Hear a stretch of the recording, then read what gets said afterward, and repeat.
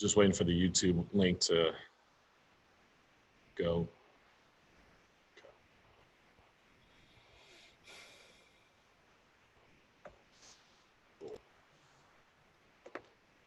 Oh, you had to enter a password. I didn't enter a password.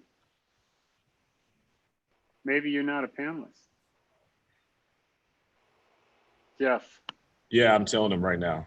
Oh, Jeff's gonna text you. You're texting him or what? No, I'm gonna ask Evan to make sure he can get on. Oh, we're gonna get you on through Evan. He's our savior here. For those that joined us, we're gonna start in a couple minutes. We're just waiting for a couple more people, and then we'll go ahead and get started. Appreciate you joining us. And No, but you're a participant.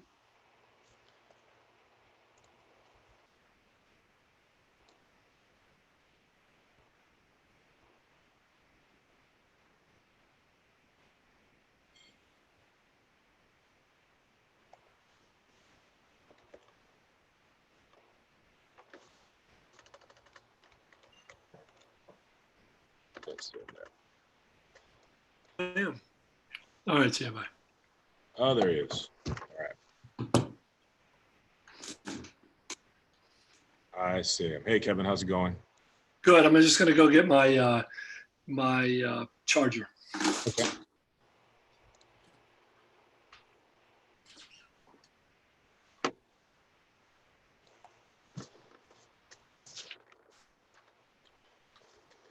All right. Well, we'll go ahead and get started. He can't be too far behind, right? Charger. Good evening, everybody. My name is Jeff Scheller. I'm the athletic director here at San Mateo High School, as well as the the chair for the Return to School Committee Athletics. Tonight, we got the 6 comprehensive high school athletic departments, as well as some district personnel here to talk about athletics for the 2020-2021 school year. So it's a lot of changes, but hopefully we can give you a lot of information going here. So who you're going to meet today is all the athletic department from the 6 schools, which include all the athletic directors and the athletic trainers. They'll be here. Hopefully I'm not going too fast.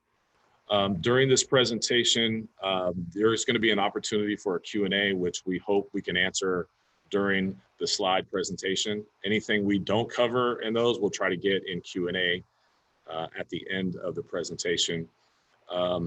If it is being recorded so for those who want to come back and watch it later, you'll definitely be able to do that. Before we get started, we want to make sure you understand that during this presentation, we are basing our information that sports can happen on the dates provided. So that's, there's been a lot of questions, a lot of great questions we got regarding when sports will happen. We have some dates, we have some plans, but this plan coming forward will be the state, county, and district allows us to have these sports during these times. So we're gonna go ahead and get started. And I think Matt Wilson. Hi, Matt Wilson, athletic director at Cappuccino High School. The first slide is here, athletic governing bodies. So the first is San Mateo Union High School District with the 6 schools that are represented here today. The PAL, Peninsula Athletic League, are schools from South San Francisco to Menlo Atherton. Basketball is broken up by geographic, and the other sports are broken up by 3 divisions, Bay, Ocean, and Lake. Central Coast section are all of the high schools from San Francisco to King City. And the CIF is California Interscholastic Federation, is all high schools in California. And this is what a typical CIF CCS calendar looks like, with the fall season going from August to December with cross-country football, girls golf, girls tennis, girls volleyball, and water polo for boys and girls. The winter goes from November to March with boys and girls basketball, traditional competitive cheer, soccer, and wrestling. And the spring season goes from January to May with badminton, baseball, boys golf, lacrosse, softball, swimming and diving, boys tennis, track and field, and boys volleyball.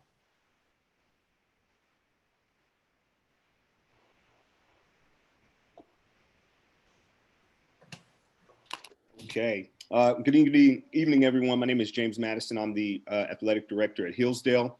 What you're looking at right now is the CIF adopted alignment for the seasons during this school year.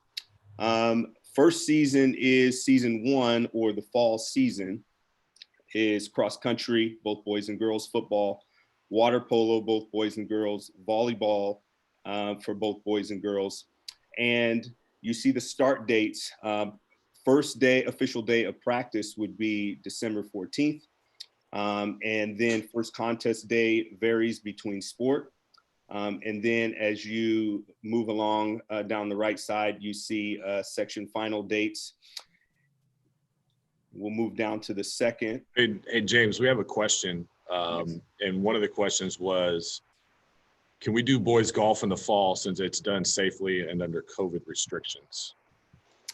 Yeah, and so I think I'll start by saying the communicated priority for setting things up this way, one being safety, the second being to ensure that spring sports don't lose another season. So the reason for pushback, specifically if you're talking about golf, for the boys would be the spring. I think it made sense to align both golf seasons versus have one in the fall and the other in the spring. These alignments, of course, aren't perfect, but I think they give our teams, our seasons, the best chance to happen. Not sure I can answer that specifically, but if anyone else wants to jump in or knows anything else on that subject, go for it. Yeah, Steve, I don't know if you want to jump in or somebody else. Yeah, wants to. so I'll take that question. So the question about boys golf, if there was going to be golf played in the fall, it would be girls golf, not boys golf. We would do girls golf. And the question there about girls tennis, and our district had really done a deep dive on trying to figure out a way to play some of those safer sports in the fall, in September, October. But that was well before the health conditions really took a turn for the worse. And now there's some, we're being limited by state and county guidelines that are not even allowing, even though you can drive by and see kids playing tennis, and you can drive by Poplar Creek and see people playing golf. It specifically states that high schools should not be competing during this time. Thanks, Stephen. I didn't interpret the question, but that way. But thank you for answering it. I'll also say to that, if we rolled the dice and we started a season, let's say girls or boys golf or tennis, and it got canceled, it is almost completely unlikely, 100%, that it won't be coming back. So I think again, this gives the best opportunity to get all the sports in by October, November. We should know what kind of shape we're in. We can go to the next one. And then you see in season 2, you've got a lot more sports, and they've staggered the start dates. For sports, you have badminton, soccer, tennis, individual tennis, swimming, diving, wrestling, basketball, baseball, both golf for boys and girls lacrosse, softball, track and field, and then traditional cheer. The dates stagger, as you see. I think they took into account facility use, the overlap between fall and spring sports. Contest date stagger as well. And then on the far side, you see section final dates. Now, I will say as well, before we take questions, we do anticipate with all of these sports happening in the spring that some league contests are moved to Saturdays. I can't see all of this happening without that happening. There's some questions currently about lights and facility space and practice field space. Those things we're working on, discussions have started, and we'll be addressing those, but very likely that league games get moved or rescheduled to Saturday. And we have a couple of questions in the queue. We're going to hold off on those questions until we get to the slide. So if we're not answering them right away, it's because we're going to address it later. So go ahead, Matt Smith. Good evening, ladies and gentlemen. Thank you for joining us tonight. Appreciate your time. My name is Matthew Smith. I am the athletic trainer at Burlingame High School. Of our 6 high schools, all of us do have an athletic trainer. We are there as the on-site healthcare for any of the student athletes, whether it be during practice, games, anytime as such. Our Healthy Roster, as you see here, is our injury tracking software. It is a means of communication between ourselves, the coaches, parents, and the way that we can communicate with the parents is via a text message type deal. For those of you that are returning to a sport, you probably will have already seen the email from Healthy Roster and probably accepted the invitation. For those freshman parents that are on here, once your child is accepted for a sport or signed up for a sport, and we import the information from Sportsnet, which will be talked about in a minute here, over to Healthy Roster, it will automatically send you an invitation, and you can choose to accept it if you wish. We do encourage that you accept it so that we do have a way to communicate with you if your athlete does get hurt or we're doing any rehab with them or anything along those lines. As you saw probably in some of the earlier slides, all of our emails are listed on there. So at this time, you feel free if you have any questions regarding your athlete, feel free to email any of us with any questions and we will gladly get back to you. We also do work with we can work with any of the local physicians to help your athlete get back into playing their sport, whether it be rehab or anything along those lines. Go ahead, next slide, Jeff. During practices and games, we are obviously available for questions, injury evaluation. We will be around for some coverage based on the timing of the workouts, whenever those may start. And then assuming we have a fall and spring season, we will be around for those as well to cover practices and games. We will have, again, some availability for treatment, injury evaluation, rehab during any of the workouts, whenever those may start, September on through the beginning of our fall season in December.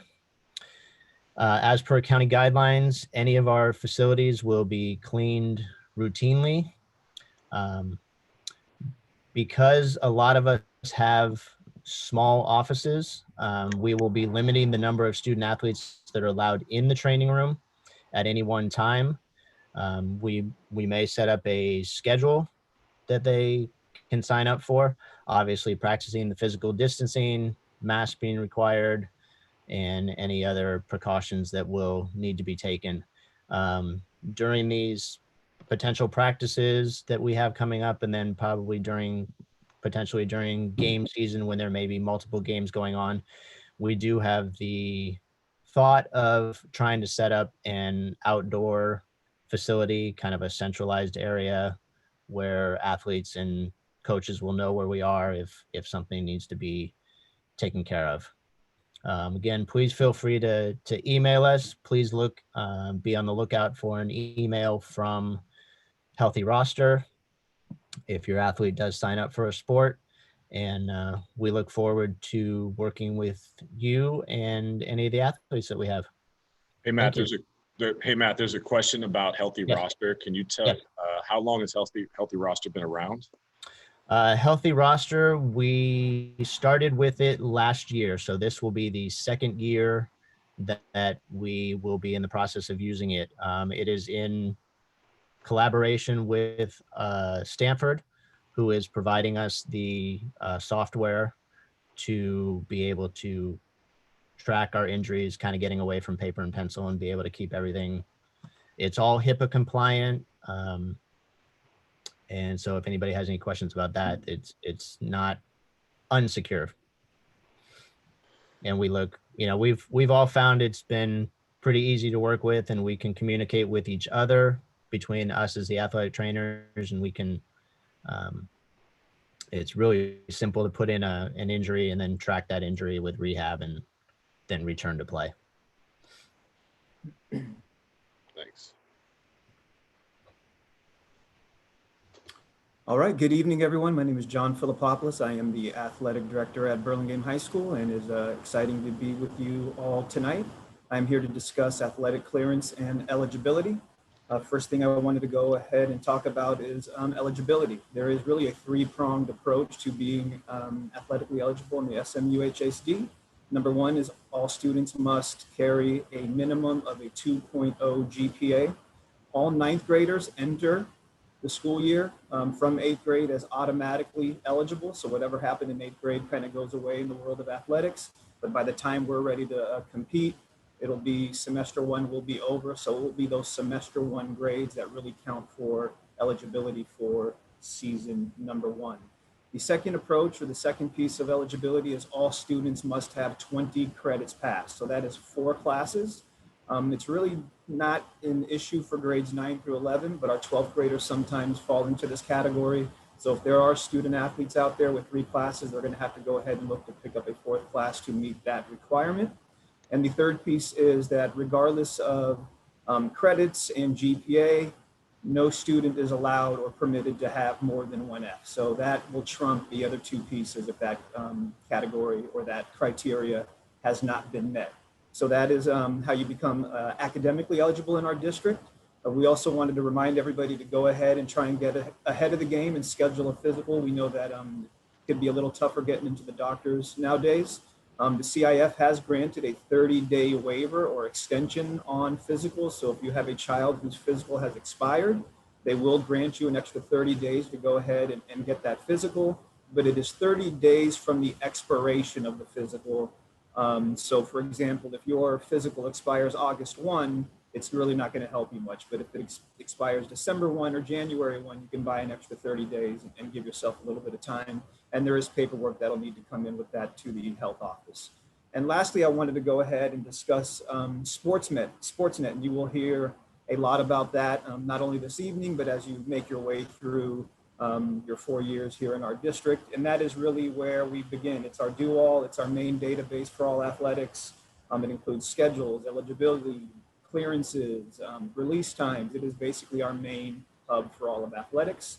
And now I'm going to go ahead and walk you through on how to kind of manage that and get your child signed up and registered. First thing you want to do is go ahead and locate your student's or your athlete's student ID number. You should have received that in the mail from the district and email. If you do not have that or somehow lost it, you can go ahead and contact your athletic director or your school's health clerk, and they will be able to easily go ahead and locate that for you. Now, there are really a couple of ways to go ahead and get to the Sportsnet website.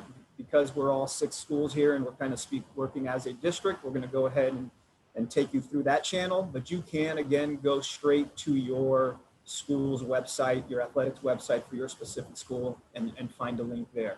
But here we're going to go ahead and go to shmush.org, smuhsd.org, and we're going to ask you to click on students. Once you've done that, you're going to go ahead and click on athletics. When you click on athletics, you want to go ahead and click athletic clearance.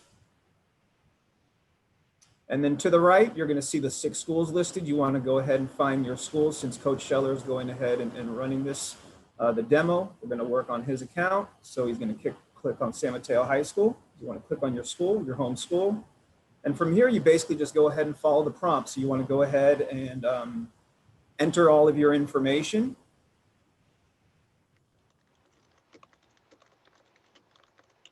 Your password. Go ahead and sign in. And then that'll go ahead and take you to where we want to go ahead and get started. So you want to just click the continue button. Once you are at continue, now when you go and get your physical, you are going to need a district provided document to go ahead and submit to our health clerk for clearance. So you want to go ahead, if you haven't done that already, you can download that paperwork right here. But once you've done that, you just go ahead and click begin new athlete registration, hit continue. And then that'll take you here where you're going to go ahead and enter the student ID, the first name, last name, and then again, you're just following the prompts and you're just going to kind of make your way through. And once you get kind of past the date of birth, it's going to ask you what sports your child wants to play. It's basically asking for your permission. We are very big advocates for the 3-sport athletes, so we're selecting 3 sports or more. So we're going ahead and we've done that for you. So you've selected your sports, you've basically granted your child permission. Press continue. And then that'll take you to the next phase where it's just all of your personal information. And then once you get past that, there are a lot of things you kind of need to check off. It asks you if you are allowing district transportation, if your child was injured, are you going to go ahead and allow medical people to go ahead and work on them. But the biggest thing is once this information is finished, you want to make sure that you go ahead and upload all your documents. You are not cleared until you receive a clearance email that states you are cleared, and that has to go to our health clerk, and she needs to go in and check and make sure that all of your insurance information is up to date, your driver's license information, all your information that you went ahead and submitted is accurate and that you checked all the right boxes. And once that has happened and you are cleared and good to go, you will receive a clearance email from the system essentially, and that's when you know that your child is ready to go. And on our end, we will see it in our rosters that your child is cleared as well, and they will be allowed to participate in any organized activity, whether it be training or practices or gameplay. Hey, John, Coach, we got a question about healthy roster, and where to go, and I just lost it. But a healthy roster and Sportsnet, and kind of how are they different? Do they can do one or both? How are they different? Sportsnet is more a database. It's more for the logistical side, right? So Sportsnet is taking care of, it's not so much about the individual student. It's more broad. It's schedules, it's release times. It is making sure that students are getting out on time. It's tracking GPAs. I'll let Matt speak to Healthy Rosters. I think he's a little more. Yeah. Healthy roster again has to deal more with the, I guess you could say the medical side of it. So if your athlete has an injury, that we're, documenting it, making sure, if there's a doctor's note that needs to be used for a release, if they, to return to their sport, then they're doing that. We're keeping track of on an individual basis for any injury treatments that they come in for. So we'll just say if John comes in for a sprained ankle, we're, documenting what exercises he does on each day. And then when he gets his clearance, that we then clear him to return back to his sport. Again, like you said, Sportsnet is more kind of a broad global thing. Healthy roster is more geared towards just an individual's information. Hey, Jeff, if you don't mind. So in case anyone else is confused, but when you submit your physical, it's going to be on Sportsnet. It's once you're in a sport and you're playing, and if you get an injury, that's when you're going to communicate with Healthy Roster with your trainer in terms of getting cleared. All the medical information goes through Sportsnet. Yeah. So there's a question, and the question and answer is, when does an athlete need to be cleared by? Before either their team's workouts, if that's something they choose to be a part of, or before the first official practice. So right now we have a target date, hopefully of September 14th. If your child is playing a sport that is going to plan on working out, assuming that is allowed, then you want to make sure that your child is cleared before that date. If not, you have a little bit of more time, depending on if your student or child is a season 1 or season 2 athlete. Great, thanks. I will move on. Thank you, and I'll go ahead and pass it on to Tim. Good evening. My name is Tim Keller. I'm the athletic director over at Mills. I have the next couple slides I've seen in the Q&A that I'm going to be able to answer some of the things that have been coming through. If things are going well for us, we plan on beginning in the middle of September. You can see on the slide, our planned date would be September 14th, where we would begin or resume some of our fall conditioning workouts. This past summer, we called them summer conditioning workouts. We intend to use many of the same rules and expectations from this past summer.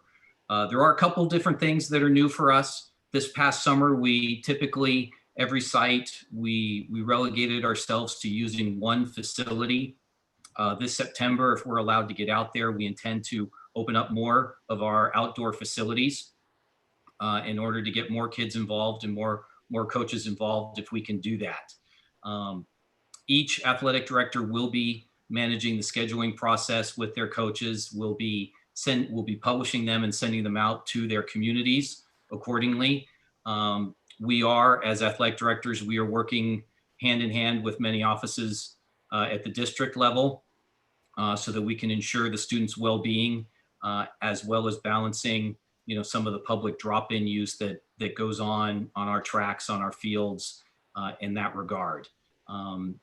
If you are wondering about public drop-in use, that is a slide that's coming up later in the presentation. So Jeff, if I can get the next slide. Move on to 15, if we could. There we go. So with slide 15, we as athletic directors and as sites, we have been working with a set of standards that we've agreed upon that either meet or exceed what the county health office has given us. Those who participated this past summer, athletes and parents, have watched us go through a progression of these guidelines. The greatest example is our slow integration of equipment as the summer got a little bit longer. That's probably the greatest example for us. A lot of these other bullet points here, if you participated this past summer or if your athlete did, these are not new to you. Right now, we are going to keep everything outside. We're going to continue with the exam before every workout, complete with a temperature check.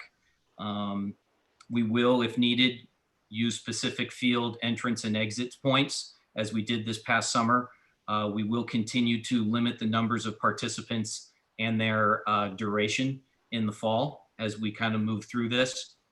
And then I think that's it. We have been, I will add one more thing. We have, as we have made our decisions, we have kept at the forefront the idea that keeping the 6 feet distance and the ability to physically distance has been a main focus for us as we have kind of moved through. So unless, Jeff, unless you saw any other questions for me on these slides? No, a lot of the questions as you were answering that they were in there before, I kind of clicked answer live. So I think we're Then good. you can go ahead and go to the next slide. We're going to hand this off to Ms. Sarah Devaney, our district student health coordinator, and she will kind of take you through from there. Thank you. Hi, everybody. I'm Sarah Devaney, and I'm going to talk through how we've increased our health and safety protocols this year. One of the things that I want to point out is the California Department of Public Health recently published some guidance on 8.3. A lot of what we're working off of right now is from that guidance. It's really informative. I would suggest you looking at that. It's a nice format of question and answer, kind of goes through everything to help understand where we are. One of the other important things, I think a few of the athletic directors have mentioned this earlier, is that we really are aligning what's the guidance that's coming out of the state level and then the local level, and then looking at what we're doing and our practices and our processes and really trying to align those. As community transmission increases or decreases, we adjust to the new guidance, we take a look, we meet, we figure out with the public health officials, what we can and can't be doing. We've really taken this seriously. As mentioned earlier, the summer phased approach. The minute we started seeing an increase in community transmission in the second session of our 3 weeks, we decreased and went back to our initial week 1 of the most strict protocols, which, as Tim mentioned, were the 6 feet of social distancing, wearing the mask, proper hand hygiene, and those cohorts, including a single coach per cohort. So we're going to continue to pay attention. We're going to adjust as needed. We're going to be flexible. One of the things that is important to point out is that we are currently on the monitoring list or the watch list. And based on that information, we're unable right now to have organized youth sports, which would include the summer conditioning or the fall conditioning. So as soon as we're watching those trends and transmission rates go down, which are already going down, which is a great sign for us, we'll be able to hopefully adjust at a time frame to increase that practice. Are there any questions before I hand off to Dr. Black, who's going to go through the specific health and safety protocols and student expectations? No, I don't know if this is directed in this slide, but I don't know where else to put it. But somebody is asking about, if the county opens the gyms, what will schools do with our gyms? And we're talking like weight room and whatnot. So and I don't know if Kirk or Kevin wants to jump in and talk about that, but what would get our schools to be able to allow to open the weight room or gym? I could speak to that, and then if Kevin or Kirk want to jump in as well. From what I can tell, we can't open our indoor conditioning until the gyms are opened up, and so we would follow that. However, we're specifically under that youth sports that talks about the high school activities, so there may be something that changes for us that's different than the gyms or indoor facilities, but that would be what we would align to, and we would work towards supporting that as well. Okay. Okay, thank you, Sarah. My name is Kirk Black, Deputy Superintendent, and thanks for joining us. First, having the athletic conditioning is sort of a privilege right now, certainly at this point, and we don't want to jeopardize our ability to continue to provide these programs at each of our sites. So we need everyone involved to take the necessary precautions. This means, as Sarah said, following proper hygiene and courtesy to others, but especially not having students attend if they're feeling sick or they have symptoms. Communication from the students to the coach will be key in this area. For instance, if a student has traveled, especially on a plane or to a place experiencing a spike in COVID-19, they need to communicate that to the coach. And in this type of situation, the district would then contact the student and family, assess the situation, and then before approving the student's admittance to the conditioning or providing a timetable until that student's admittance would be allowed. We need to trust each other on this. We need to be open so we can guard against a possible exposure that, if we do experience it, could very well have the effect of canceling the whole athletic program just in one fell swoop. One aspect of this is the parents communicating with their children if the family has been exposed to someone with COVID. We've had the experience where students weren't told by their parents or whatnot that they had come into contact with somebody until that somebody tested positive, but the parents had knew there was a possibility there.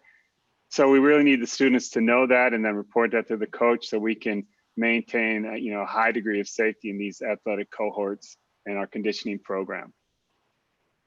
Each time the students come to the conditioning, we will have a daily health screening. These will be similar to what we had for the athletic conditioning in the summer, except that we will probably have an app. We're getting an app for all of our staff and students on campus once the students come back to school. This app should be functioning in a week or two, so we do expect it by September 14th. The app will ask questions and maintain records of cleared symptom checks and then provide information for contact tracing if indeed it's needed. In terms of exposure, this summer we had athletic conditioning on every campus. We had over 800 student athletes participate for about 6 weeks, and we only had 2 confirmed COVID-19 cases, and both of these were students who attended conditioning after being in contact with someone outside of the conditioning cohort. So there wasn't any known spread of cohort on our campuses during the athletic conditioning. And that was a testament, I think, to our procedures, and we want to maintain that, and as a team effort.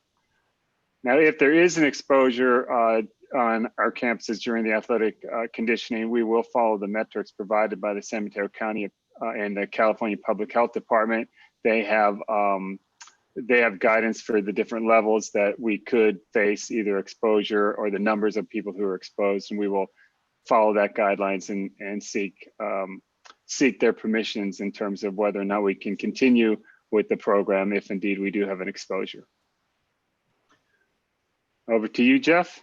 All right, thank you. Jeff Scheller again here, San Mateo High School Athletic Director, and I've been looking at a lot of the questions, and a lot of questions are about facilities and how is it going to work, and that's a great question. We are all 6 schools have their own unique challenges on how we're going to manage these calendars, and I know some of the ADs have already printed out calendars and starting to write things down. So each school has their own specific challenges and benefits during this time. And what we're calling season 1 and season 2, we're not calling it fall, winter, spring, because it's just really confusing. So season 1 and season 2, there is some overlap, and multiple sports are going to need the facilities for practices and contest time. And so for us, as you know, a lot of us either are coaching, a lot of us ADs are coaching or have coached, and you know, you have to make concessions for other sports if it might be taking an alternative practice somewhere else. So maybe you're not using the field because another team might use it, and you're going to find and use the weight room, or you're going to do a study hall. But every athletic director and administrator at your school is going to plan that out and try to be as fair as possible, because we know it's a challenge. We know it's not ideal. It's just really, really hard for everybody. And so we're going to try to be as equitable as possible for all of those facilities. And I'm sorry, I'll look at the questions later and hopefully I'll answer those. And this was mentioned earlier. I know James mentioned it earlier about, you know, with especially in season 2, with so many sports being impacted, that the weekends and holidays have to be a reality. And as a football coach, I know I've never had to deal with having practices during winter break, but I'm going to have to deal with that. And so if you're a student athlete, you're a family that typically goes on a holiday, communication is key. With your coaches, whenever that might happen, if you're not used to that. And most Saturdays, I would expect most facilities, most Saturdays are going to be utilized just to kind of get as much field or gym time as possible. So making sure that you as a family understand that that's going to be a situation if you decide to join a sport, that you might end up, you know, spending a lot of Saturdays at the field or court. Sundays are not an option. I know that during this time, one of the thoughts were, hey, can we do Sundays? But I think, and Steve can tell me about that, but I think CIF, that's a rule that they have held on to. So Sundays are not allowed under our high school umbrella. Yeah. There's not going to be any movement on Sundays. So again, for some sports that have never dealt with holidays, have never dealt with spring break, this is going to be new, and you're going to hear the word flexible a lot. We all have to be flexible. Coaches have to be flexible, athletic directors, families, just to get the best experience possible during these times. So I will move on to Steve. Go for it.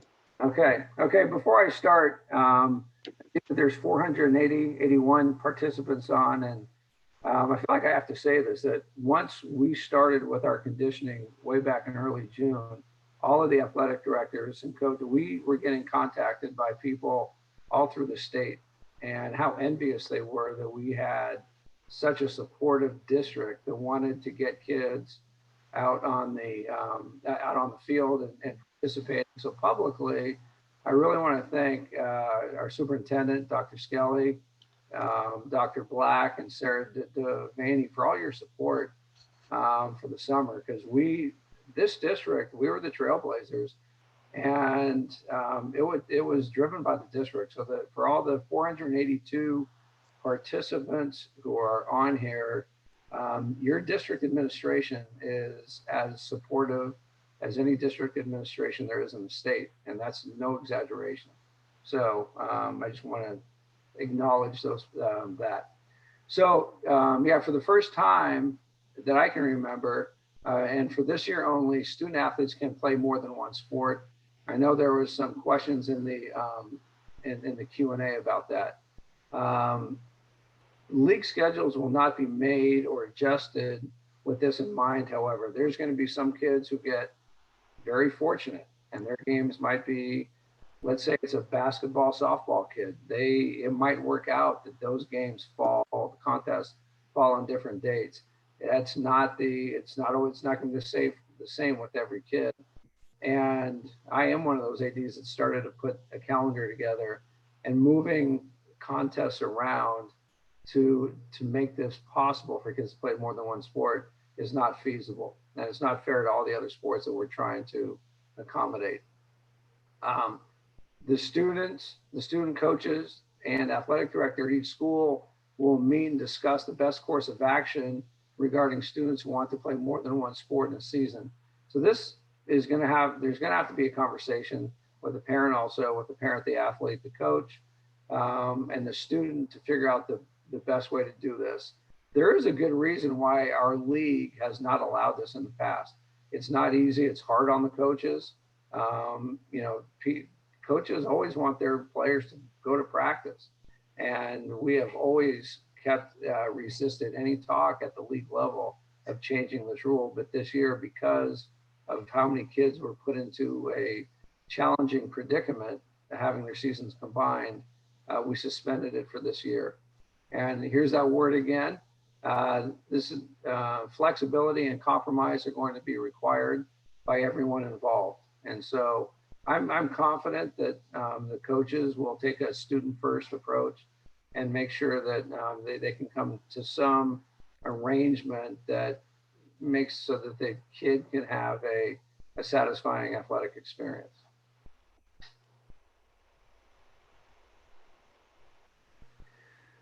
Okay, so I saw a question in the Q&A about Rule 600. Rule 600 has typically, for the most part, impacted the sport of soccer. For this year only, student athletes can play for their club and school concurrently. In the past, they have not been able to, and they've had to choose. And similar to the sports, being able to play two high school sports at once, the student coach and an athletic director at each school will discuss the best course of action regarding accommodating students who want to play for their high school sport at the same time as they play for their club. And so this is going to be challenging. This is uncharted territory for us because they've always had to choose. And so it's going to take a great deal of communication between the student coach and athletic director at each school. There is not going to be a district policy on this. This is a school by school, kid by kid situation. And with the underlying principle that we're going to err on the side of supporting the student athlete. Okay. Dr. Skelly. Okay, so first of all, I want to thank our athletic directors for doing this. I'm just going to talk for just a couple of minutes here. First of all, this slide is wrong. It's not coming in October 2020. It's probably more like spring of 22. But these are two pictures of the athletic improvements to the athletic facilities at Mills and Cappuccino. If you look at the Mills site, which is on the right, we're planning to relocate the baseball field to where the outdoor soccer field is right now, the extra field that they have, placing it near the apartments, and then having the tennis courts surround that. The baseball field will be in that sunken area, and the tennis courts will form a wall around that area.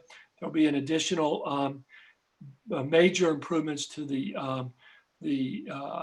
where the tennis courts were, which will now be lit and be available for both softball as well as soccer. There'll be 2 tennis courts lit, and there will be the baseball field will be lit, as well as the additional field that we're placing where the tennis courts were. Over at Cappuccino, the baseball field will stay where it is. The softball fields will be vastly improved and lit, as will be the baseball field. And those fields will be turfed, artificial turf.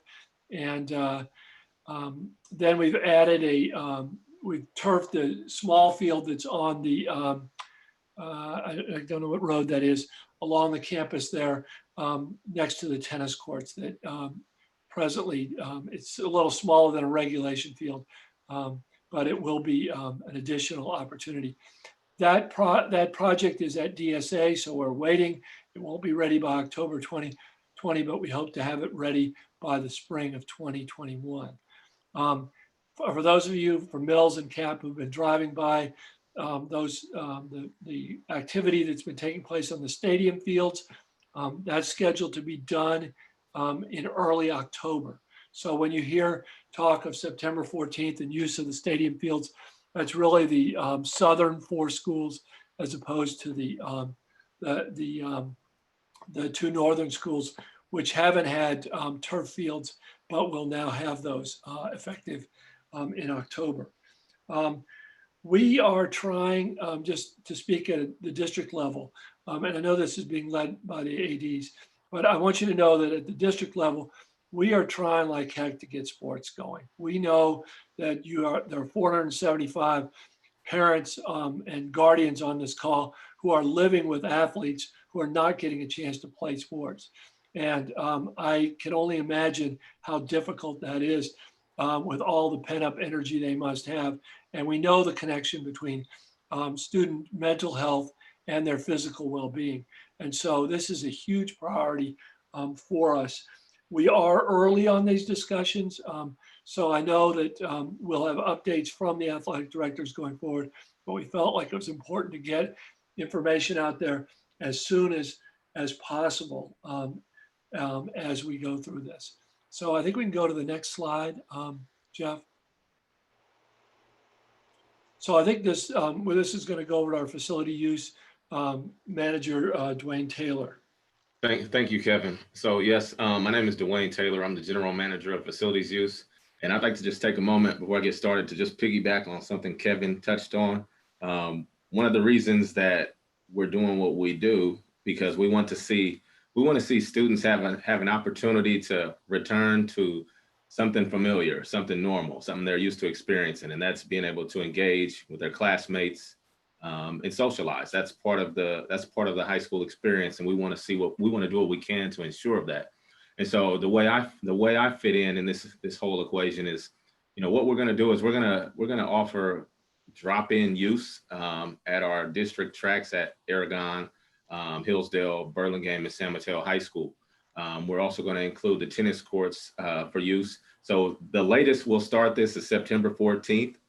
We're looking at, and we're really pushing to get this off the ground much sooner than that.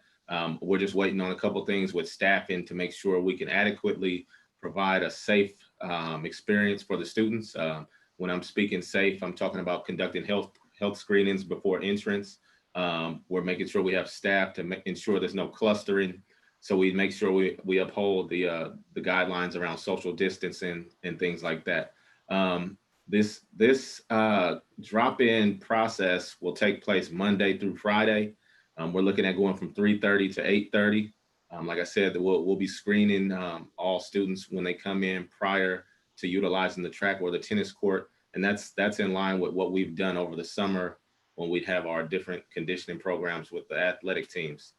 So it's really going to be a good opportunity. For the official start date, we'll use different communication channels provided through the district, whether it's mass email on the district website. But we'll make sure that we communicate it to everyone. So be on the lookout for an update to that. And we look forward to, allowing you to see your classmates and also get exercise in and being active.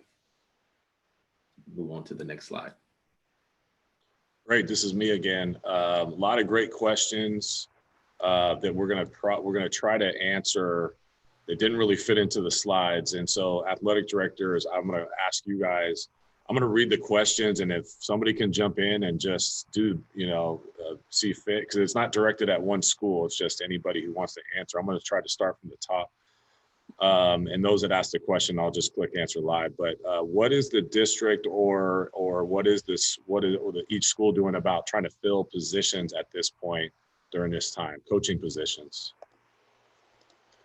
I'll just go ahead and speak to Burlingame High School. I've gone ahead, once we got the new alignment for this year, I went ahead and notified our coaches and tried to see if there were going to be any conflicts, whether it be we have some dual sport coaches, whether it's going to be a conflict that way, or because it's a different time of the year, if there was going to be a conflict of that sort. So that's where we started. I know the district is aware of this concern as well. They are allowing coaches to coach multiple sports, and we're just trying to get out ahead of it and get advertisements and the word out for vacancies as we always would. Same. Okay. Great. There's a question about, do you foresee athletics, I'm assuming, that each season to be an all or nothing, or might some sports happen while others don't?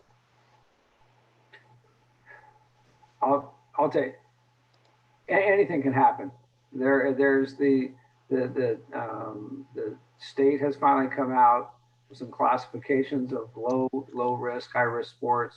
And so and I would say anything is absolutely possible, that there could be a situation where the higher risk sports do not go, but the lower risk sports do. I'm going to go back to the season slide, because I know there's a lot of questions about if you could put that back up. So I'm going to put, this is just season 2 so people can see this, but can somebody answer to cheer and just kind of go real quick, like traditional competitive versus sideline? Can somebody do a real quick job of explaining that? So traditional competitive cheer does not have an official, because it has not been given a season of sport. We're working on getting it as a winter sport in the section, because it's new and because they had some pre-existing tournaments that the section did not want to alter. Traditional competitive cheer does not have a traditional season of sport. You can see where this section ends. So we've been doing it mainly in what would now be season 1 in the winter time. I think at Hillsdale, I think you have traditional competitive cheer. I think, and so I would imagine it's going to take place more in season 1 because the gyms are a little less crowded in season 1. I'm just speaking for Aragon High School. Sideline cheer will be, that'll, I would imagine, guys, you can answer as maybe start in season 1. Hopefully. Same at Hillsdale would be in season 1 and carry over into season 2. Let's see, I didn't read this. So the soccer, high school soccer season with the club's soccer season are conflicting, but we already addressed that. You can play, Steve, can you just reiterate the club rule and what we're allowing this year? Yeah, so for this year only, kids who, and it's talking mainly about soccer, will be able to play concurrently for their club and their high school team. And there was a question, and Dwayne, I think he answered that. I didn't get to this one, but for track and field, will the tracks be open to do independent workouts? For independent workouts, if they can elaborate on that, that would be awesome. But as of right now, when the tracks are open from 3:30 to 8:30, it's really for the students to actually go out and engage and walk and maybe jog. But you know, if somebody was coming in trying to do an individual workout while, let's say, the high school is having practice, well, that's not going to work. So I mean, it really just depends on, you know, who, when, and what they want to do. Got it. So I'll answer this one about swimming. The question is, and anybody else can add to it, but will swimming be open up for the fall semester as well as the spring semester? And what I had typed in the chat, which is basically, we're going to leave it up to the athletic department's aquatics program to manage the pool during the fall conditioning season. Right? Did I miss anything on that?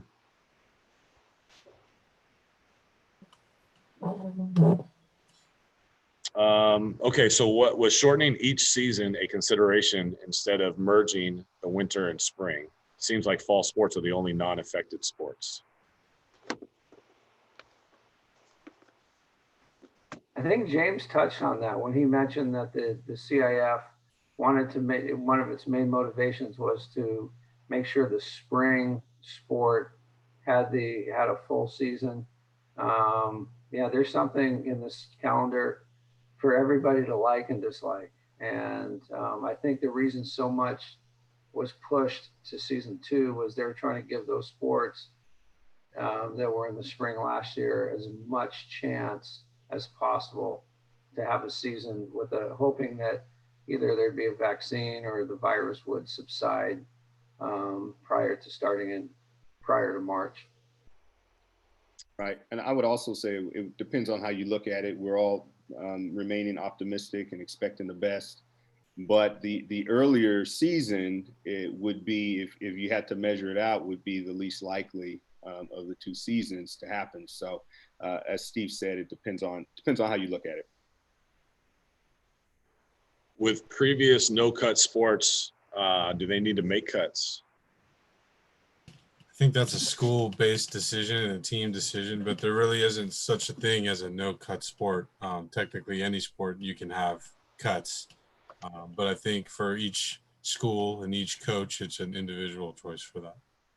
And I think our goal is to, especially in this time, and to Dwayne's point and everybody, our students are looking for connections with other students and with adults, and they want to be a part of something. And I know at BHS, and I know that's happening across the district, we're going to work extremely hard to service all of our kids, from freshman sports to varsity and everybody in between. And that's the message we've given our coaches, and we're all on board to working together to make it happen for everyone.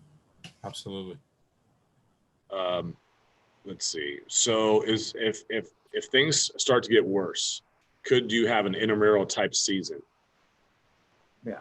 No, I don't see intramurals happening if they get worse, only for a couple of reasons, but primarily if the conditions are such that we can't play organized sports, I'm not sure how or why they would allow any sort of intramurals. So I would say probably not. I concur. I think, yeah, John, you're absolutely right. If the conditions are so bad that we can't play contests, we're probably in a situation where we're 6 feet apart completely anyway. Dwayne or Kevin, the question is, are drop-ins also available for the community? So we're shifting our, we've allowed the community to use the fields before, maybe the writer of this knows it, but we're shifting our staff to pay attention now to the students and the 3:30 to 8:30 usage. Yeah. So yeah, so the schools had been, they were available. Like, people are coming in from 6 to 1 o'clock to be able to walk the tracks. And one thing we're looking at is how we can continue that, but we're definitely offering 3:30 to 8:30 to the students. That is happening. And the plan is to continue to try to operate 6 in the morning to give people access to walk, to add some consistency to their routine. But we're definitely offering the 3:30 to 8:30. That is going to happen. And the fields are not available for use, right? So track only? Yeah, track only. The fields are not available for use.